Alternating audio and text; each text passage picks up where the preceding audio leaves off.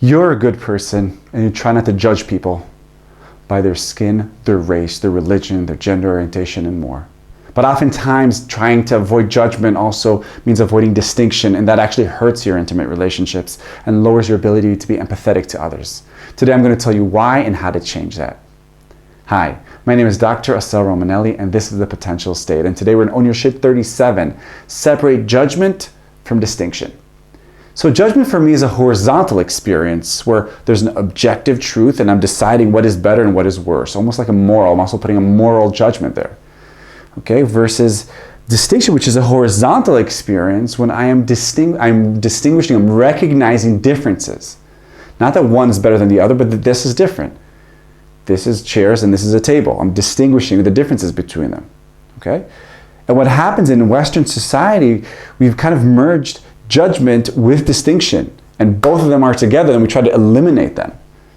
So in more progressive spaces, this leads to kind of they have two different options. If they're together, then either I believe that my judgment is true, and every distinction I make horizontal immediately comes vertical, and then I judge, and then I think that whoever's different than me is the less, or these people are worth more than these people. Or on the other extreme, I go extremely liberal and progressive, and I eliminate all labels, I eliminate all categories. The problem with that goes against the way our brain works. Our brain is hardwired to distinguish between hot and cold, friend or foe.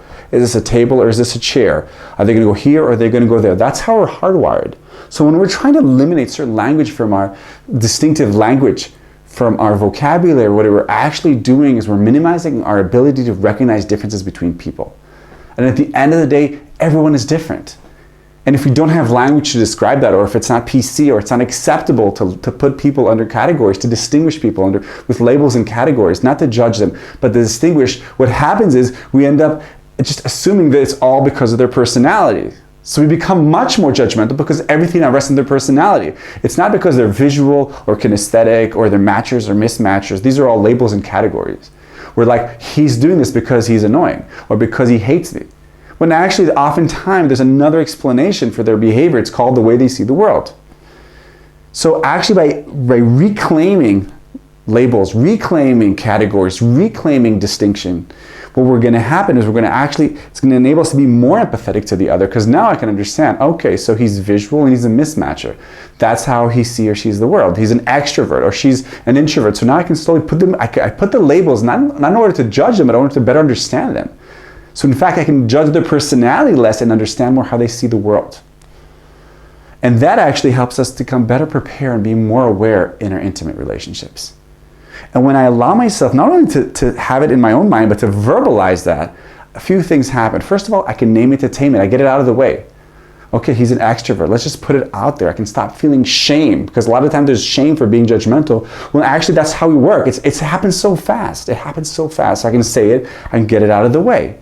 And then I can bring more of myself to the encounter, because there's less taboos. I can recognize that there are differences. I'm reminding you, differences is not bad. Differences is what makes us beautiful. This difference is what makes the life interesting. I want to give two examples.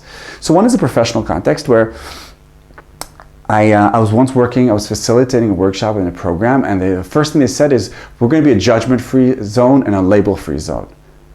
And coming in as a therapist who was trying to help them understand the group dynamics, I said to them, but how are you going to understand categories? How are you going to understand differences? How are you going to distinguish between the different roles people take in this group? The extreme of deleting all the assumptions and all of the labels and all of the categories lowered their ability to talk deep, because everyone was so afraid of, everyone was eggshelling. There was no intimacy. There was no crucible. There was no honesty, because you couldn't say anything, because our language, I'm reminding you, language is all distinction. The second I say a word, I'm not saying a different word. And another example is with our kids. Once we started recognizing that our kids have sensory preferences, that my son Tzach, for instance, he's more kinesthetic, and what he needs more touch. So we labeled him, we put him in a category, okay? We didn't judge him, we didn't say that's good or bad. We said, okay, that's how he sees the world. That's how he experiences love. That's what he needs. And the second we could categorize that, and we could distinguish that, we could better attune to him, to his needs as parents. And this category is really, really important. I'm going to give another example. I was supervising a therapist, and we realized that he defaults into high status. That's another category. You can check out the status episode. So we have to, in the beginning, he didn't want to be labeled, because people don't like to be labeled, don't like to be in categories. But once we could categorize that, we could recognize that difference that is him, we could actually help him and widen his communicational mastery. So you want to grow, you need to find out which category you are and then expand into that. Categories are not bad, it's the judgment that is locking us down.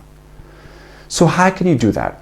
First of all, share this article with your partner, have a common language. Then choose to believe that categories and distinctions and even labels actually help us to be less judgmental, help us see the world more clearly, help us be more empathetic, help us separate personality from the way this person sees the world or from the way this person's brain is hardwired, okay? And then once we have that and once you choose that, slowly try to kind of introduce these kind of distinctions inside your communication. Do it slowly, little bits from a one down position. Try to make sure, and if you see that you're going into moral judgment, if you're going vertical, just say 1 second, up, up, up, up. I kind of slipped into the vertical. Let's keep going to the horizontal. Help your partner not go into the holy trinity of blocking, not to get offended, insulted, or surprised. Read about these different labels. Some of them are in these episodes here.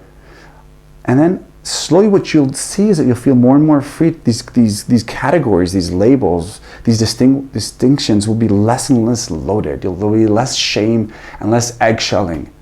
And first you have to feel comfortable with your own labels, with your own categories. Saying, for instance, I'm an extrovert, I'm kinesthetic, I'm a mismatcher. All these labels, they don't limit who I am. These are just the ways I'm hardwired. So why be ashamed of that? And the second I can recognize that, then I can come to others and I can say, this is what I see in you. It doesn't mean that you're good or bad. That's just the way you're built, and that's the way I'm built. And if you can bring back, reclaim distinction, categories, and labels, there's a bigger chance we'll actually be less judgmental. Because at the end of the day, and I'm quoting Charles Darwin, if everyone were cast in the same mold, the world would have no such thing as beauty. And if you want to see more beauty, reclaim distinction. My name is Dr. Assael Romanelli, and this was The Potential State. I'll see you next time.